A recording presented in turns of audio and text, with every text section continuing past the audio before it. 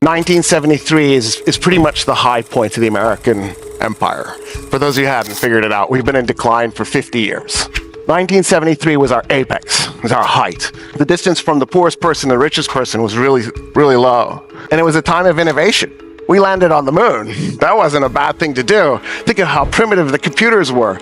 They were so awful that they had to hire mathematicians to double check the results from the computers because they knew the computers weren't reliable. They could get you the answer quickly, but they couldn't get it to you accurately. They were black women. We put them in back rooms. Don't worry, nobody had to know about it. Nixon doesn't quite do all the damage, but he does some. And by many socioeconomic indicators, the United States starts to go backwards in 1973. What Nixon tries to do is begin to chip away at the American education system on purpose. He doesn't really do that much damage. Honestly, he doesn't do that much damage to the economy either, but he does damage to the economy. Reagan is the guy who does the destruction to the education system. He slashes funding. It's terrible. We've had 40 years of underfunded education.